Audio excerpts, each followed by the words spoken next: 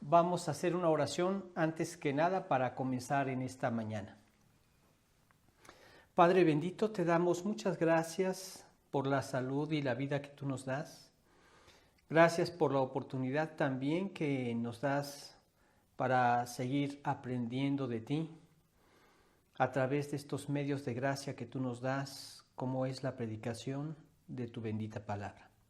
Queremos rogarte que en el poder de tu Espíritu puedas enseñarnos en el corazón, llevarnos a meditar en lo que vamos a escuchar ahora y mover nuestras vidas a la acción en favor a tus enseñanzas. Señor, te pedimos tu guía a través de Cristo Jesús. Amén. Bien, pues hoy vamos a platicar acerca de cómo podemos vencer a nuestros enemigos y nosotros nos vamos a basar en dos textos. Uno es en Números capítulo 13, versículos del 27 al 33, y el otro es en Josué capítulo 14, versículos del 6 al 14. De esto vamos a estar hablando el día de hoy. Yorgos Iván, un saludo. También Lisette, un saludo. Gracias por mandar el mensaje. Vamos a platicar ahora de esto que es algo que es práctico, que todos los días enfrentamos a enemigos. Ya el hecho de estar viviendo en un mundo caído ya es suficiente para darnos una idea de todos los enemigos que tenemos que enfrentar en la vida.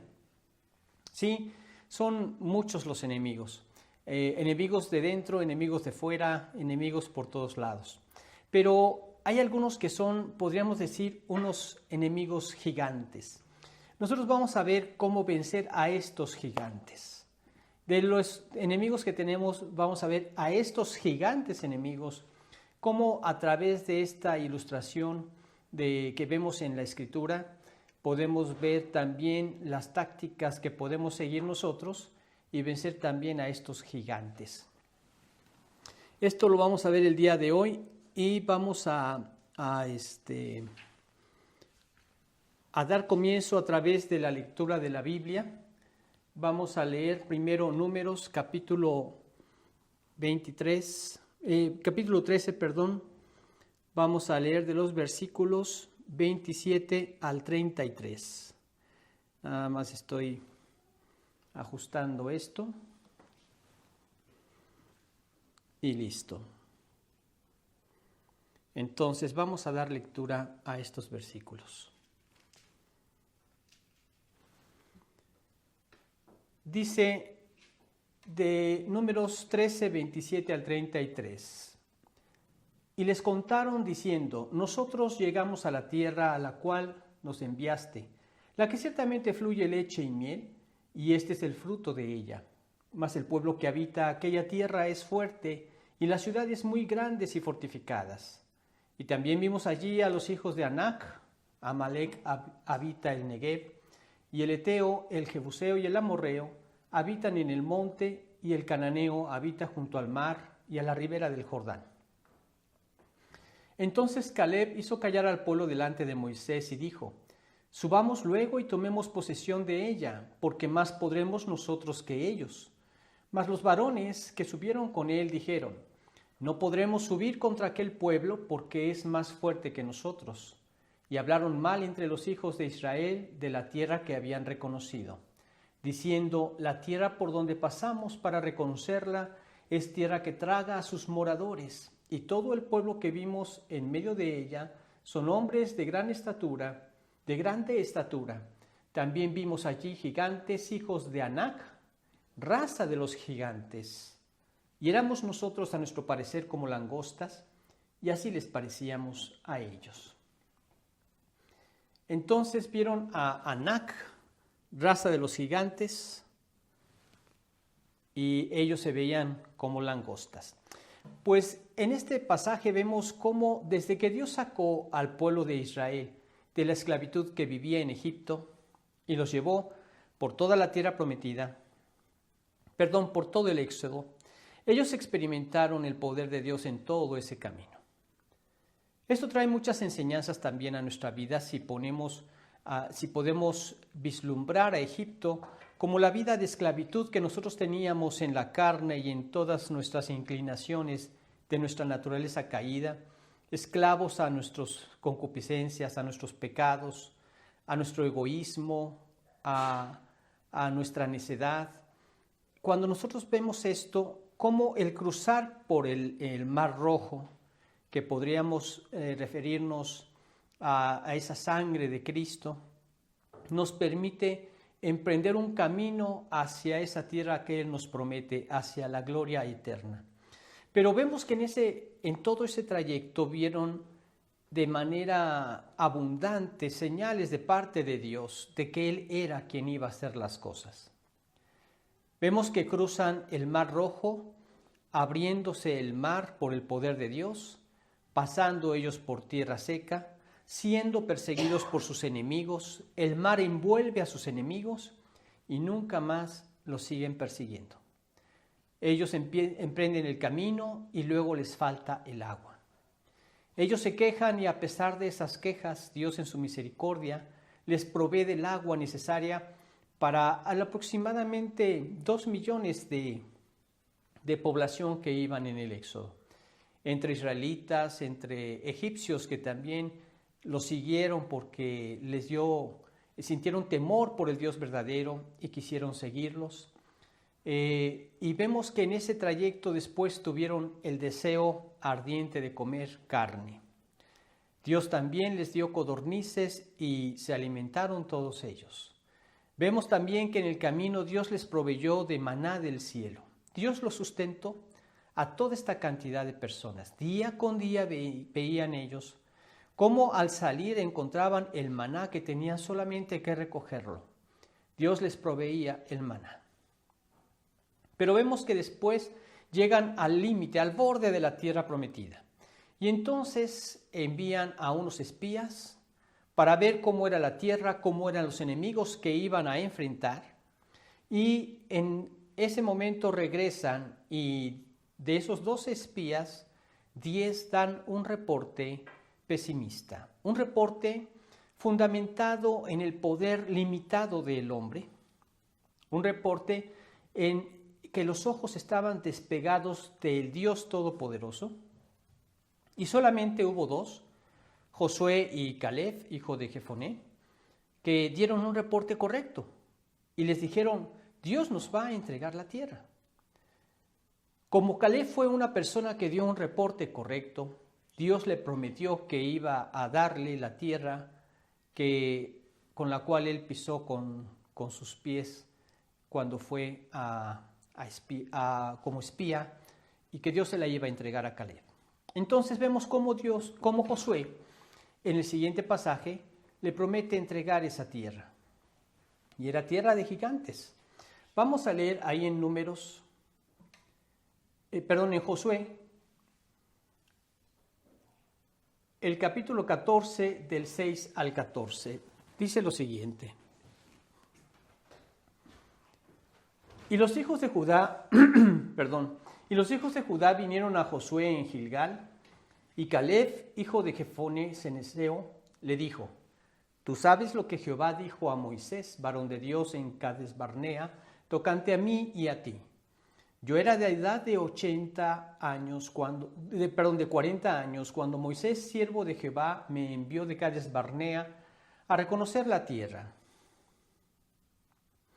Y yo le traje noticias como lo sentía en mi corazón. Y mis hermanos, los que habían subido conmigo, hicieron desfallecer el corazón del pueblo, pero yo cumplí siguiendo a Jehová mi Dios. Entonces Moisés juró diciendo: Ciertamente la tierra que oyó tu pie será para ti y para tus hijos en herencia perpetua, por cuanto cumpliste siguiendo a Jehová mi Dios. Ahora bien, Jehová me ha hecho vivir, como él dijo, estos 45 años. Desde el tiempo que Jehová habló estas palabras a Moisés, cuando Israel andaba por el desierto, y ahora, he aquí, hoy soy de edad de 85 años.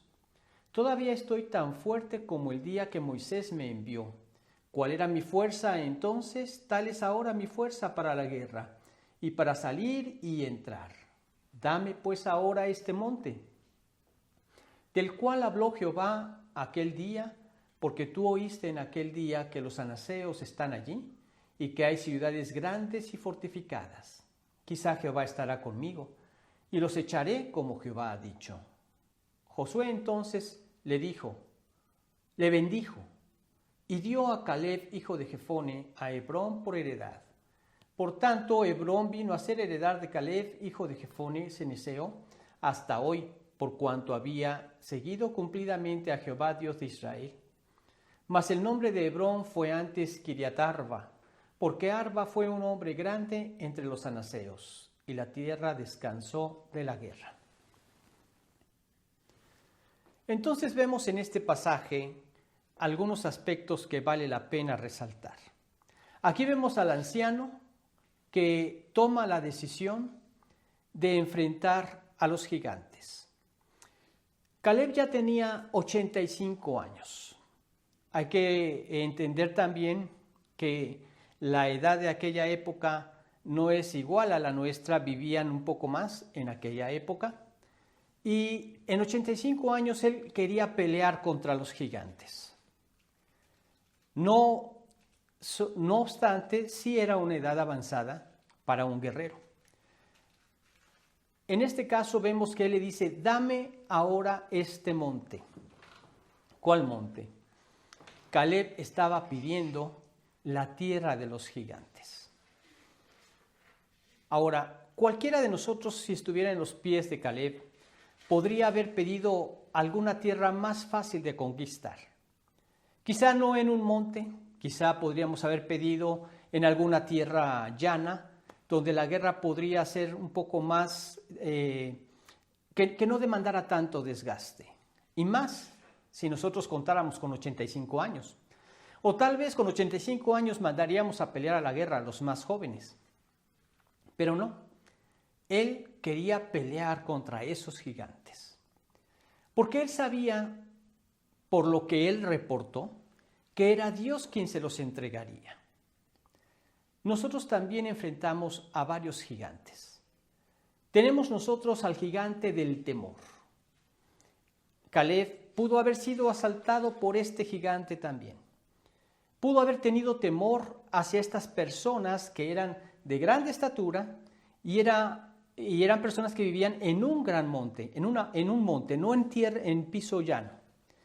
Y entonces él podía haber sido asaltado por ese temor, pero como sus ojos estaban puestos en el Todopoderoso, no había lugar al temor. El temor es lo opuesto a la fe.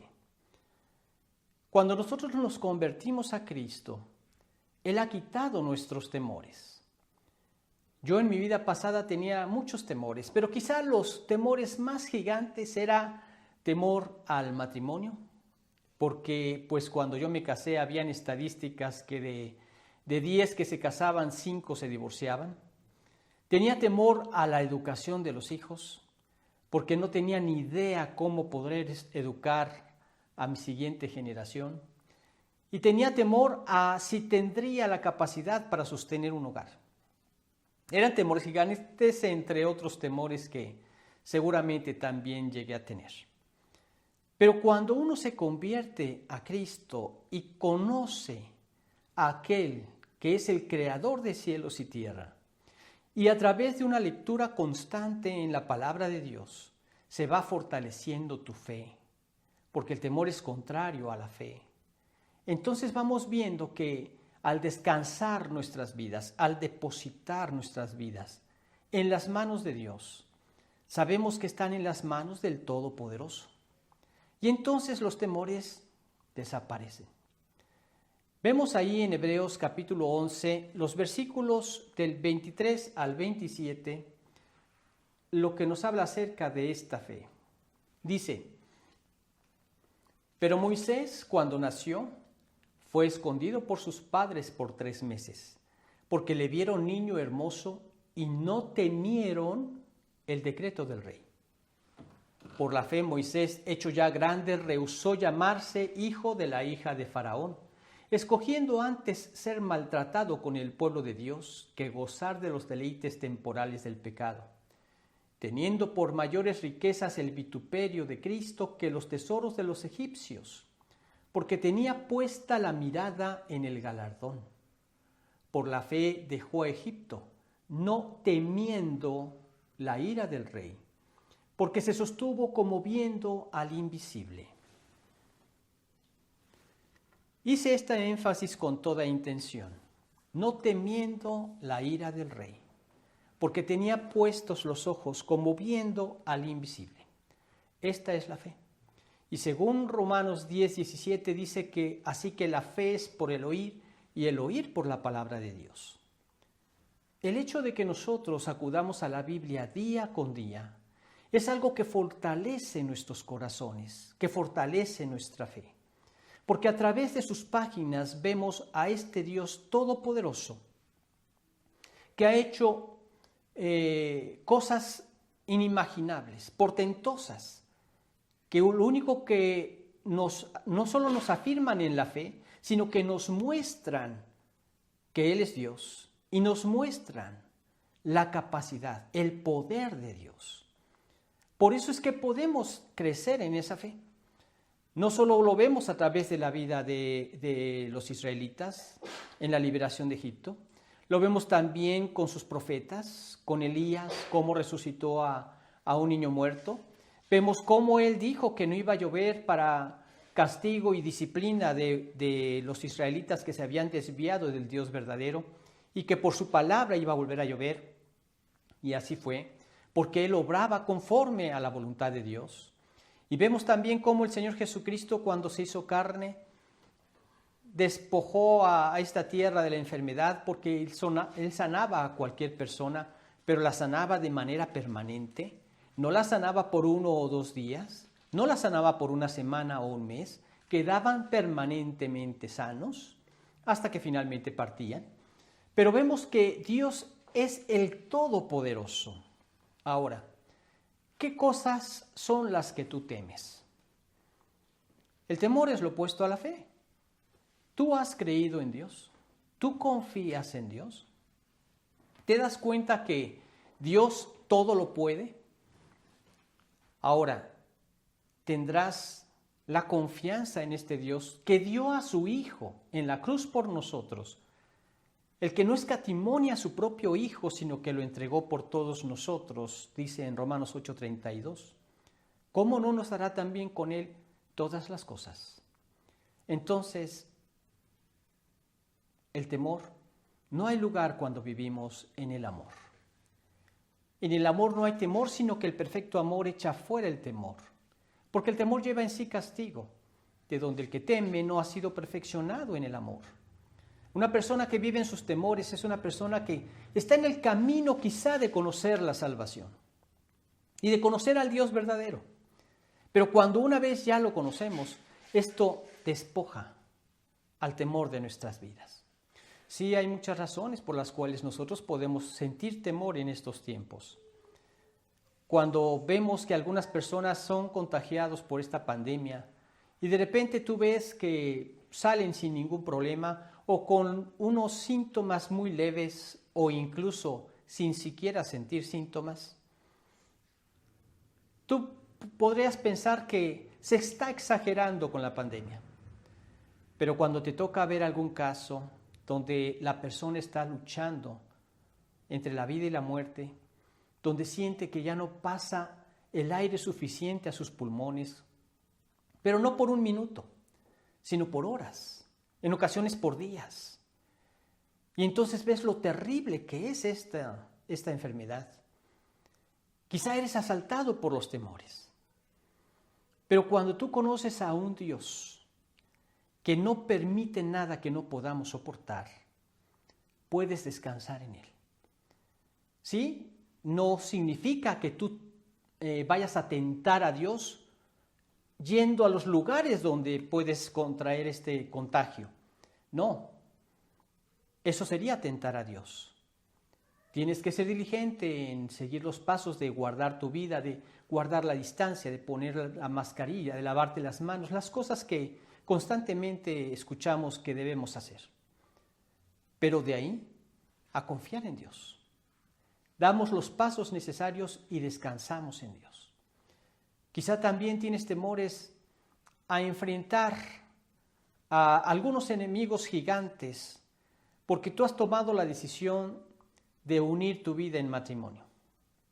Hay temores en tu corazón, hay temores por el matrimonio, hay temores por los hijos, hay temores por la familia, porque algunos dicen cuando te casas con una persona te estás casando con la familia de esa persona. Y sí, hay muchos temores en todos sentidos, pero cuando tú has confiado en Dios, tú descansas en su poder. Cuando tú guías tu vida a través de su palabra, descansas en su poder. Cuando tú vas tomando las decisiones a través de su palabra, hay descanso y hay confianza. Entonces, este es un grande gigante, el gigante del temor, pero no lo olvides, es opuesto a la fe. Y tanto como lo hizo Moisés, como lo ha hecho cada creyente a lo largo de la historia, al depositar tu confianza en el Señor, ese temor desaparece. Recuerda que fe es confianza en Dios. Pero también tenemos otros temores. Por ejemplo, tenemos el temor a la preocupación. Hay muchas cosas que nos preocupan, pero Dios nos dice que la preocupación es contraria a la fe. A la paz. Veamos esto en Filipenses capítulo 4, versículos 6 y 7. Dice lo siguiente: por nada estéis afanosos, sino sean conocidas vuestras peticiones delante de Dios en toda oración y ruego con acción de gracias. Y la paz de Dios, que sobrepasa todo entendimiento, guardará vuestros corazones y vuestros pensamientos en Cristo Jesús. Fíjate qué hermosa promesa nos ha dejado el Señor. Por nada estéis afanosos significa por nada estéis preocupados, porque la preocupación es contraria a la paz. Cuando tú dejas en oración esas preocupaciones, cuando tú dejas en las manos de Dios esas preocupaciones, entonces dice que la paz de Dios, que sobrepasa todo entendimiento, guardará vuestros corazones y vuestros pensamientos en Cristo Jesús. Sí, quizá tienes amigos, familiares, que ya han sido alcanzados por esta pandemia y hay cosas que no se pueden evitar. En esto como que un poco experimentamos algo como lo que experimentó Jesús en la cruz. Él experimentó una gran soledad. Sintió terriblemente la separación de Dios cuando descargó su ira sobre tu pecado y el mío en él. Vemos cómo una persona al pasar por esta pandemia no puede tener compañía. Cualquier compañía puede ser contagiada. Muchos quisieran estar con él, pero no pueden estar con él. Tiene que experimentar su propia soledad. Sin embargo, cuando es alguien en la fe, disfruta de este compañerismo espiritual, no en la presencia con ellos, sino en oración, dependiendo todos de Dios, suplicantes para la salud de ese hermano. Entonces, en esos momentos, tú experimentas esa gracia de Dios, ese poder de Dios en las oraciones de los hermanos en Cristo, ese amor de Dios en las oraciones de los hermanos en Cristo, ese amor de los hermanos en Cristo a través del apoyo y la ayuda que en muchas ocasiones se necesita, dependiendo qué tan agresiva haya sido esta enfermedad en la persona, ¿sí? A veces los gastos son sumamente altos y podemos nosotros ayudar a estas personas. Qué bueno que podamos hacerlo. Pero lo más fuerte que podemos hacer también es mantenernos en oración por ellos. Yo tengo un caso muy cercano de alguien conocido que pasó muchos días en angustia y prácticamente debatiéndose entre la vida y la muerte, varios días. Ahorita, gracias a Dios, ya está saliendo adelante. Pero tengo otros amigos que partieron. Ahora, ¿es algo que nos preocupa? Él partió a la gloria de Dios. Dios dice, no temáis a los que matan el cuerpo, mas el alma no pueden matar. temed más bien a aquel que puede destruir el alma y el cuerpo en el infierno. Esto lo encontramos en Mateo 10:28. No debemos temer. Nuestro temor es sano, nuestro temor es hacia Dios, de fallar en nuestra comunión con Dios, de ofenderlo y perder nuestra comunión con Dios. Y lo primero que tenemos que hacer es restaurarla confesando cualquier tipo de pecado y cualquier angustia, cualquier temor, cualquier preocupación, descansarla en Él. Cuando tú descansas en Dios, todas estas cosas. Algo que les comentaba que he escuchado en noticieros seculares es que la angustia y la preocupación y el pánico bajan las defensas inmunológicas del cuerpo de aquellas personas que lo padecen. Cuando nosotros confiamos en Dios, no solo contamos con esa fortaleza de nuestro sistema inmune, sino precisamente confiamos con ese poder de Dios, porque si Él no lo puede hacer, nada lo puede hacer. Ahora, es falso que Él no lo pueda hacer. Cuando llegó en una ocasión un leproso con Jesucristo, le dijo: Señor, si quieres, puedes sanarme. Y Jesús le contestó: quiero, sé limpio. Y la lepra se quitó. Nosotros también así acudimos al Señor, con toda humildad, no demandándole, no exigiéndole. Eso es completamente falso. Eso es completamente blasfemo. Tenemos que llegar en humildad y decirle: Señor, si quieres, tú puedes sanarlo. O Señor, si quieres, tú puedes sanarme. Yo voy a descansar en ti y me voy a sujetar y someter a tu voluntad. Quita de mí toda angustia, toda preocupación. Yo quiero confiar plenamente en ti.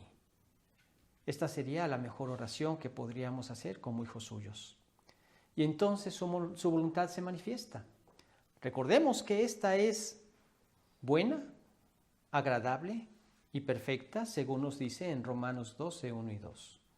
No os conforméis a este siglo, sino transformaos por medio de la renovación de vuestro entendimiento, para que comprobéis cuál sea la buena voluntad de Dios, agradable y perfecta. Esa es la mejor. Así es que, pues Dios, cuando empezamos a crecer en su palabra, nos fortalece en la fe y de esta manera nos permite descansar todas las cosas en oración a Él. De tal forma que cuando hay algo que nos angustia o preocupa, de inmediato lo ponemos en sus manos a través de la oración y confiamos en Él. Y entonces experimentamos esa paz. No ando ya con el problema en mi corazón o en mi mente, pensando a cada rato lo que viene a mis pensamientos y a mi corazón, porque muchas veces vienen cosas destructivas. Dios dice que todo lo que es verdadero, todo lo honesto, todo lo justo, todo lo puro, todo lo amable, todo lo que es de buen nombre, si hay virtud alguna, si hay algo digno de alabanza, en esto pensad. Porque tenemos una mente que está inclinada al mal. Y muchas veces esta mente caída nos lleva a ver las peores tragedias y los peores resultados. Cristo se encarga de ir cambiando nuestra mente. Él va transformando nuestros pensamientos cada vez que nosotros vamos guardando su palabra. ¿Con qué limpiará el joven su camino? Dice en el Salmo 119, 9 al 11. Con guardar tu palabra. En mi corazón he guardado tus dichos para no pecar contra ti.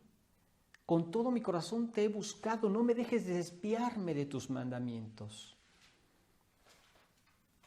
Esto es lo que debemos buscar cultivar en nuestra comunión con Dios. Descansarlo en las manos de Dios. Y descansarlo significa: aquí está, Señor. Están en las mejores manos. Está en tus manos. Ahora yo descanso.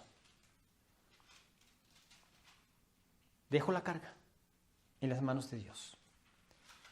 Yo recuerdo la anécdota de un señor que iba por el camino con un costal de papas.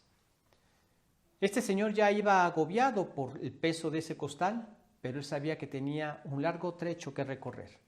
Así es que iba tomando fuerzas y buscando de donde podía seguir sacando fuerzas para su camino.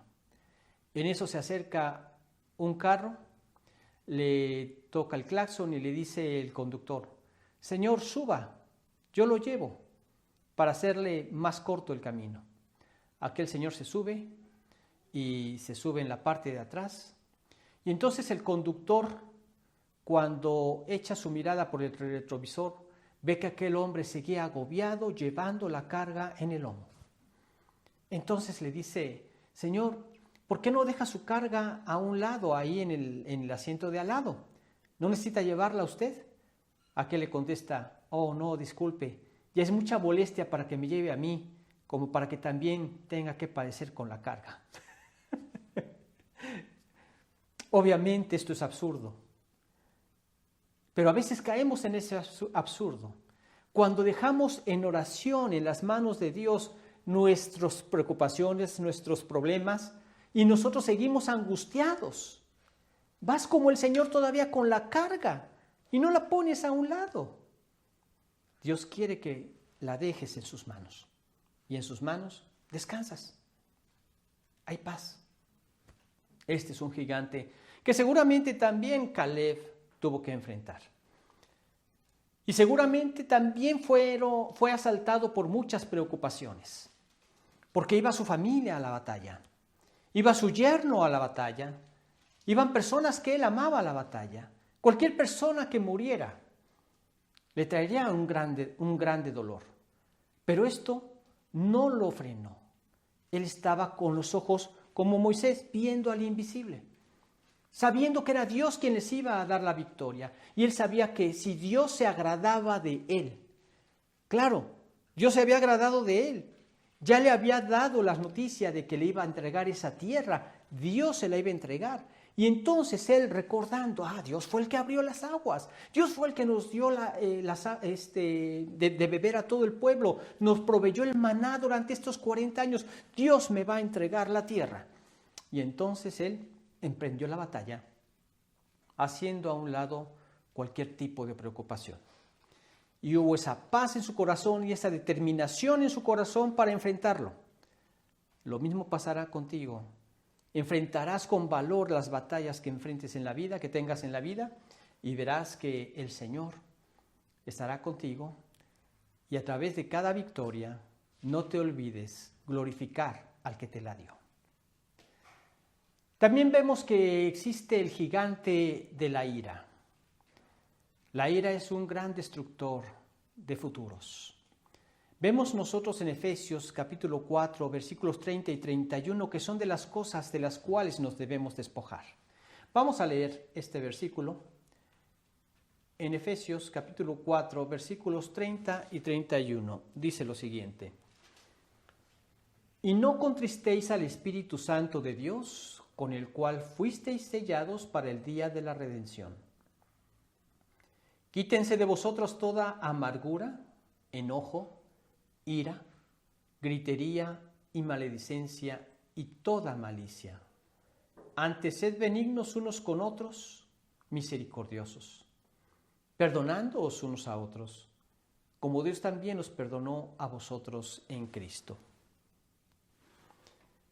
Quizá Caleb pudo haber sentido una gran ira hacia las personas que dieron un mal reporte. Cuando ellos finalmente regresaron, estaban ya al borde de entrar a la tierra prometida.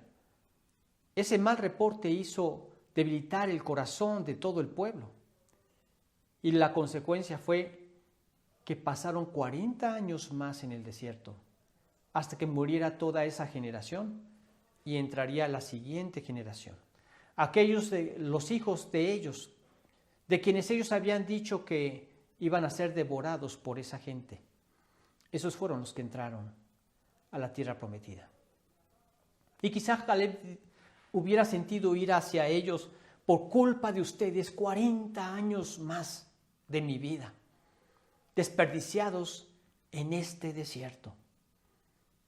Pero no. Aprendió el perdón. El perdón es lo que nos permite ser librados de la ira. Sí, quizá hay personas que no hacen lo que tú sabes que es correcto. A veces no hacen lo que tú has leído en la Biblia que es correcto. Hay personas que por el hecho de ser personas caídas se pasan los altos, no respetan las señales, no respetan a las demás personas. Quizás son personas que van a los centros comerciales con el cubrebocas en la barbilla y cuando les llaman la atención, aquí lo traigo, y no se sujetan a la autoridad. Y quizá tú sientes ir hacia esas personas, porque tal vez son los transmisores de esta pandemia, etcétera, etcétera. ¿Cómo puedo ser librado de la ira? ¿Sabes cómo puedes perdonar? En primer lugar, al considerar todo lo que Dios te perdonó. Dios nos perdonó de 10,000 talentos y nos pide que perdonemos 100 denarios. Cuando tú ves que una persona vive así, tú sabes que la condición de humano, la condición caída, la condición de pecador, tú eres Dios para ti mismo. Y no te sujetas a nada ni a nadie. Por el contrario, tú esperas que los demás se sujeten a tus caprichos. Y entonces, comprendiendo esto, eres librado de la ira. Yo sé que esa persona necesita escuchar el mensaje de salvación. Tal vez tendrás la oportunidad de compartirlo, tal vez no. Tal vez nada más tendrás que hacer una oración para pedirle a Dios que alcance a esta persona, o tal vez podrías guiarlo en una oración tú mismo. Pero cualquiera que sea el caso, en tu corazón no hay ira. ¿Y por qué es un destructor de futuros? Porque destruye la relación entre los seres más queridos. Hay dos formas en las que un matrimonio puede vivir. Uno, llenos de ira, enojo, resentimientos y odio. Otro, sabiendo perdonar como Dios perdona, viviendo en consideración unos a otros y en amor de unos por otros. ¿Qué es lo que hace esa diferencia? El conocer el Evangelio de Jesucristo y vivir conforme a ese Evangelio. Qué lástima sería pasar toda una vida en odios, en resentimientos y en pecado contra Dios y contra otros, pudiendo haber tenido una vida de gozo, de felicidad, de amor, de paz entre nosotros. Escuché en una ocasión la historia de un hombre que vivía en una choza. Su cama era lo único que tenía, una cama muy sencilla, casi un catre. Sus posesiones eran muy pocas y tenía apenas lo necesario para comer lo suficiente cada día. Cuando este hombre murió, el heredero vendió esas tierras con la choza en la que vivía este anciano. La persona que compró ese terreno decidió tumbar la choza y construir ahí otra casa. Cuando estaba escarbando los cimientos, se va dando cuenta que había un enorme tesoro a 2 metros de distancia de la cama donde este hombre vivía, donde este hombre dormía. Este hombre murió miserable, pudiendo haber sido millonario. Y lo mismo pasa con todos aquellos que al vivir en los caprichos de su corazón egoísta, viven vidas miserables. Y no solamente ellos viven vidas miserables, sino también hacen vivir esa miseria a los que los rodean, pudiendo vivir millonarios si tan solo perdonaran y dejaran las cosas en las manos de Dios. El perdón te libra de esa ira y entonces tu futuro es lleno de gozo, lleno de paz, lleno de amor, lleno de comunión con Dios.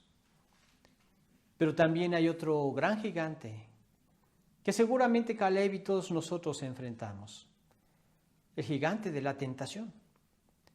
Tal vez él tuvo la tentación de buscar alguna otra ruta o algún otro camino más fácil para obtener la tierra para él. Quizá tuvo la tentación de, ¿para qué este monte lleno de árboles? ¿Para qué este monte lleno de obstáculos? ¿Para qué este monte donde están esos gigantes? Mejor voy a agarrar un terreno más llano, algo más fácil. Era una tentación, válganme la redundancia, muy tentadora. Pero no. Él dijo, tú me prometiste la tierra que pisé y tú cumples tus promesas en tu poder. Quiero ver tu poder. Y emprendió con fe el ataque hacia estos gigantes. Y Dios se los entregó. Qué tremendo es cuando nosotros ponemos esa confianza en Dios y hacemos a un lado todo tipo de tentaciones. Él es poderoso para librarnos de ellas y no permite una tentación que no tengamos la capacidad de resolver. Hay un versículo muy importante que quisiera que leyéramos. Está en 1 de Corintios capítulo 10, versículo 13. Dice lo siguiente.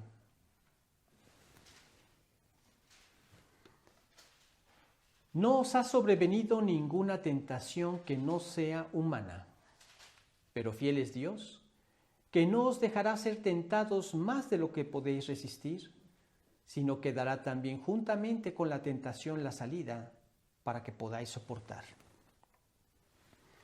Sí, tal vez le vino esa sugerencia de algunos compatriotas o quizá de algunos familiares.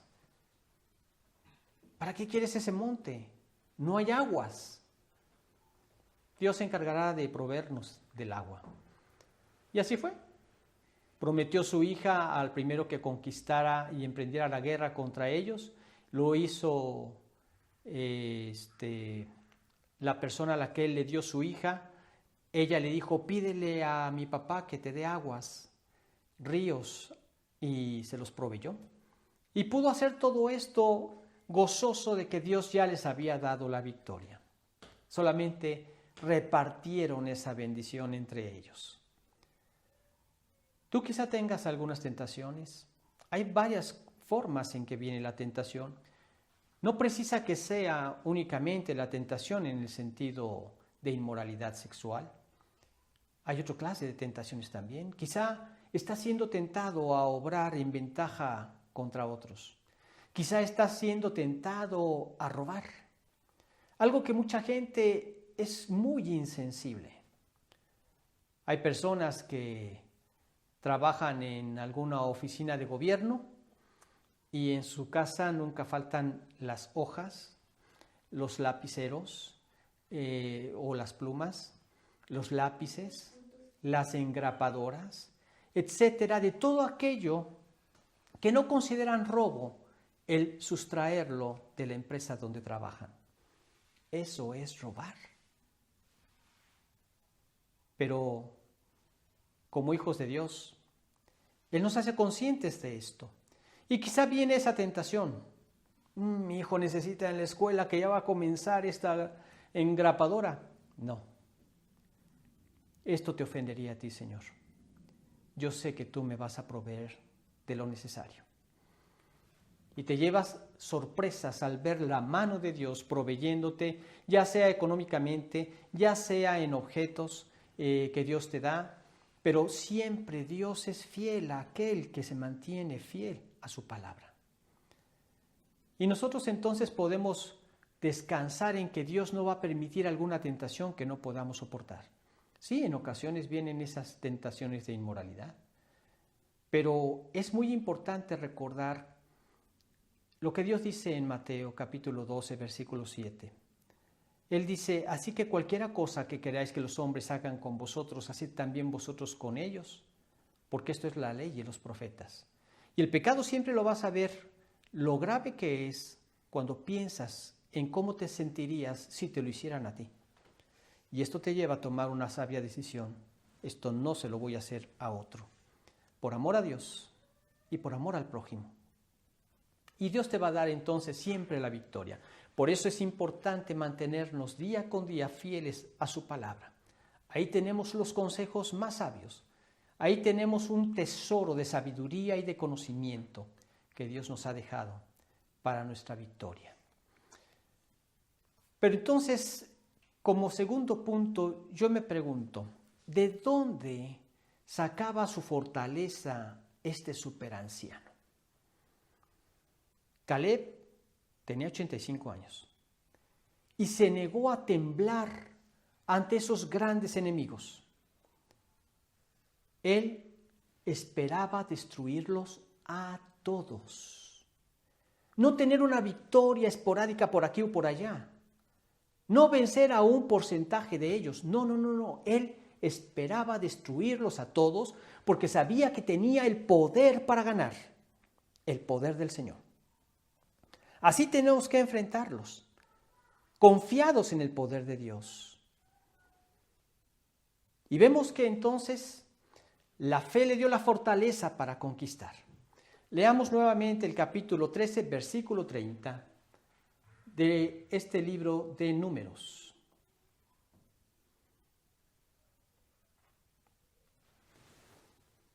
Dice: entonces Caleb hizo callar al pueblo delante de Moisés y dijo: subamos luego y tomemos posesión de ella, porque más podremos nosotros que ellos. Él sabía que contaba con el poder de Dios. Y entonces la fe en el Señor le dio el poder, la fortaleza para conquistar a estos enemigos. La fe en Dios. ¿Tienes fe en el Señor? La fortaleza del Señor tomó el lugar de su debilidad. 85 años. Cualquiera podría decir: oye, abuelo, ya mejor quédate en la carpa y déjanos hacer las cosas a nosotros, porque lejos de ayudarnos nos vas a estorbar. Y en lugar de aportar, te vamos a tener que estar cuidando y nos duplicas el trabajo, ¿no? Su fortaleza en el Señor tomó el lugar de su debilidad. Esto nos recuerda a lo que el apóstol Pablo dijo cuando él se sentía debilitado por una circunstancia que afectaba su vida. Leemos ahí en 2 de Corintios capítulo 12, versículo 9.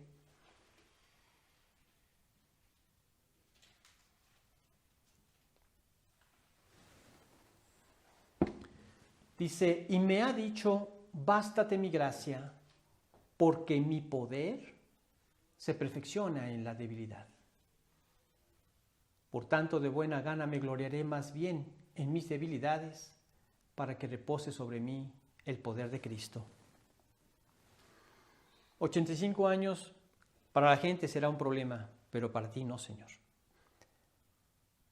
¿En qué cosas podrías pensar que necesitas esa fortaleza del Señor?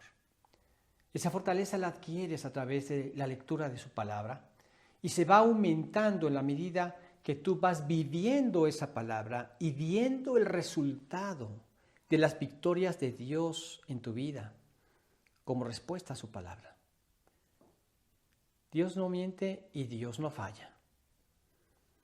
Hay muchas cosas que quizá nosotros tenemos duda de que pueda funcionar, porque choca contra las costumbres o choca contra tu sentido común. Yo escuchaba en alguna ocasión que alguien decía: a la mujer ni todo el amor ni todo el dinero. Y esto choca con lo que Dios nos dice en el capítulo 5 de Efesios. Maridos, amad a vuestras mujeres, así como Cristo amó a la iglesia y se entregó a sí mismo por ella. Esto es lo que nos pide como esposos hacia nuestras mujeres, dar nuestra vida por ella. Y uno dice: pues no, que a la mujer ni todo el amor ni todo el dinero. ¿Quién lo dice? El mundo. El hombre sin Dios. El hombre que vive en su egoísmo. ¿Y cuál es ese resultado? ¿Creemos que esto mejora las cosas? ¿Creemos que esto favorece a nuestra relación matrimonial? Esto es un fracaso, esto es una mentira, esto es un engaño. Lo otro sí lo hace. Cuando en Hechos, cuando con tus labios, cuando con tus cuidados lo manifiestas. Das tu vida por tu mujer. Y si hay algo en lo que yo tengo que estar vigilando en mi vida es precisamente esto. Señor, ¿cómo voy en este aspecto? ¿En qué estoy fallando en este aspecto? Señor, dame sabiduría para poder hacer tu voluntad con respecto a mi esposa. Pero a la esposa le dice que se sujete a su marido. Qué cosa tan más absurda. Uno pudiera decir, esto nunca va a funcionar. Dice, las casadas estén sujetas a sus propios maridos como al Señor. Esto resulta chocante, y más en nuestra cultura donde buscamos igualdad masculina y femenina y entonces hay debates por orgullo a ver quién manda, a ver quién gana. Hay muchos casos en que he oído mujeres que dicen literalmente esto. Sí, mi esposo es la cabeza del hogar, pero yo soy el cuello que mueve esa cabeza. Así no funciona. Es difícil que una persona que no conoce a Cristo entienda esto. Porque al no tener relación con Dios, no entiende lo que es hacer las cosas como para el Señor. Pero aquel que ha sido transformado por la salvación en Cristo Jesús, aquel que valora esa misericordia que Dios tuvo por su vida al haber cargado en la cruz lo que yo merecía, aquel que vivió en una vida en constante oposición y rebelión contra Dios, que nos conducía a un infierno eterno, al vernos salvado por el sacrificio de Cristo en la cruz de ese infierno eterno, lejos de seguir viviendo en esa rebelión, ahora me siento privilegiado cada vez que tengo la oportunidad de honrar a Dios a través de mi obediencia. Y entonces cuando una mujer ve esto, Señor, tú guía a mi esposo, yo me voy a sujetar a él.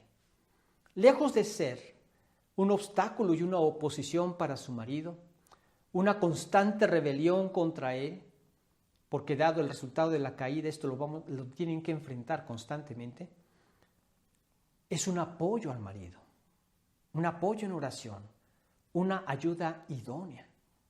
Y así podríamos comentar muchos otros aspectos en los que nosotros como humanos necesitamos dar el paso de fe para descansar en el Señor.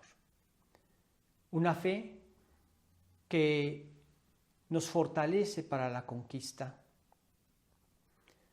Una fe que confía en que es Dios quien va adelante de uno para obtener esas victorias.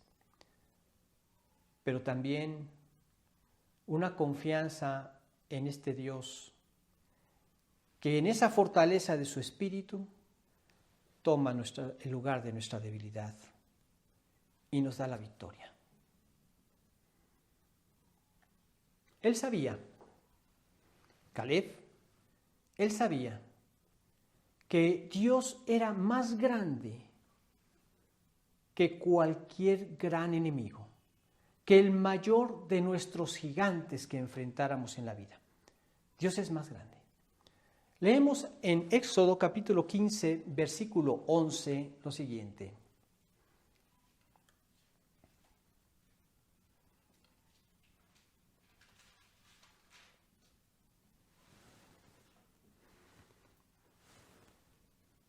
Dice, ¿quién como tú, oh Jehová, entre los dioses? ¿Quién como tú, magnífico en santidad, terrible en maravillosas hazañas, hacedor de prodigios? ¿Quién como tú? Él sabía que Dios era mayor que cualquier enemigo, que cualquier gigante. Él sabía que la fidelidad de Dios le estaba recordando a él, a Caleb, que Dios nunca falla, que Dios no fallaría. Leemos en Deuteronomio capítulo 7, versículo 9, lo siguiente. Conoce pues que Jehová tu Dios es Dios, Dios fiel, que guarda el pacto y la misericordia a los que le aman y guardan sus mandamientos hasta 1000 generaciones. Dios es fiel y guarda su pacto. Dios es fiel y guarda su palabra. Dios es fiel y me dijo que me iba a entregar la tierra, que yo pisé con las plantas de mis pies. Él me iba a entregar esa tierra y aunque esté llena de gigantes, Él me la va a entregar porque Dios es fiel. ¿Crees lo mismo? Debemos hacerlo. Él no falla. Él es fiel. Y si Él dice en algún lugar de su palabra alguna promesa, Él la cumple. Él dice, nunca se apartará de tu boca, y se lo dijo a Josué, este libro de la ley, sino que de día y de noche meditarás en él, para que guardes y hagas, conforme a todo lo que en él está escrito. ¿Tú cumples en esto? Y Dios es fiel para llevar a cabo lo otro. Dice, entonces harás prosperar tu camino y todo te saldrá bien. Luchemos y enfrentemos la batalla con esa confianza en Dios, con esa fe. Él es fiel y va a cumplir sus promesas. Él es fiel y va a cumplir su palabra. Así lo hizo con ellos y así lo hará también contigo.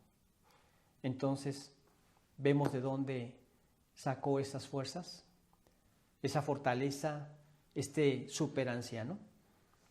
En la palabra está la clave. ¿Dónde sacaremos la fortaleza para vencer a nuestros gigantes? Mira, al igual que Isaías, nuestra confianza en su poder será suficiente.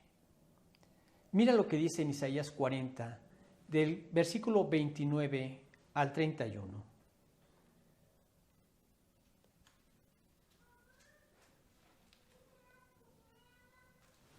Dice lo siguiente.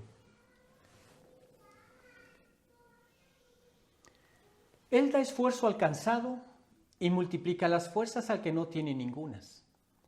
Los muchachos se fatigan y se cansan. Los jóvenes flaquean y caen. Pero los que esperan a Jehová tendrán nuevas fuerzas. Levantarán alas como las águilas. Correrán y no se cansarán. Caminarán y no se fatigarán. Seguirías confiando en Dios, estarías constantemente en oración hasta obtener su respuesta, hasta obtener su victoria. Él da nuevas fuerzas a los que esperan en Jehová. Correrán y no se cansarán, caminarán y no se fatigarán, porque obtendrán del Señor esas nuevas fuerzas. Cuando en ocasiones nos encontramos ante problemas de salud, no desfallezcas, sigue esperando en Dios. Si es otra persona cercana a ti quien padece, no desfallezcas, permanece en oración y verás su poder y glorificarás al único que merece ser glorificado. El orgullo a un lado, las personas a un lado, es Dios quien ha obrado. Sí, muchas veces como iglesia oramos, pero la gloria es de Dios, no de la iglesia. No permitamos que Satanás nos prive de la bendición al incitar a nuestro malvado corazón a robarle la gloria a Dios. Es que yo oré, es que en mi iglesia siempre nos contesta Dios, etcétera, etcétera. Eso es un error. Toda la gloria le pertenece únicamente a Dios, que por su amor y por su misericordia, no conforme a nuestras obras, sino por su amor y por su misericordia, nos concedió la victoria, ya sea la salud, ya sea librarnos de tentación o cualquier otra cosa.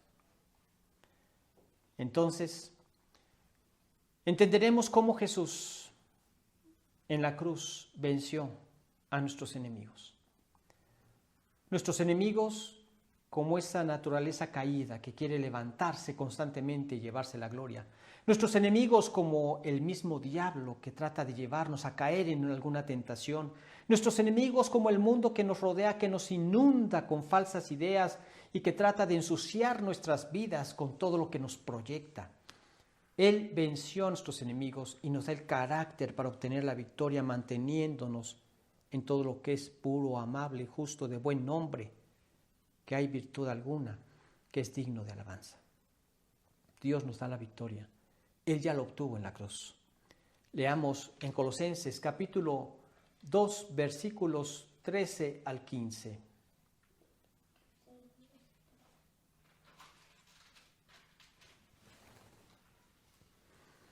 Dice, y a vosotros, estando muertos en pecados y en la incircuncisión de vuestra carne, os dio vida juntamente con Él, perdonándoos todos los pecados, anulando el acta de los decretos que había contra nosotros, que nos era contraria, quitándola de en medio y clavándola en la cruz, y despojando a los principados y a las potestades, los exhibió públicamente, triunfando sobre ellos en la cruz. Perdón, solamente una corrección o fe de ratas. Les dije Mateo 12:7, es Mateo 7:12, donde habla acerca de amar a nuestro prójimo como a nosotros mismos, al no hacer nada que no nos gustaría que nos hicieran. Bien, entonces vemos aquí que Él ya venció a nuestros enemigos. Así es. Dios es el que tiene el poder y es más grande que nuestros gigantes de tentación, que nuestros gigantes de temores. En el Salmo 24, en el Salmo 34:4, vamos a ver dos versículos. Uno está en el Salmo 34:4, que dice, busqué a Jehová y Él me oyó, y me libró de todos mis temores. Esto lo dice el salmista. También vemos en otro versículo acerca de nuestras tentaciones, en Hebreos 2:18.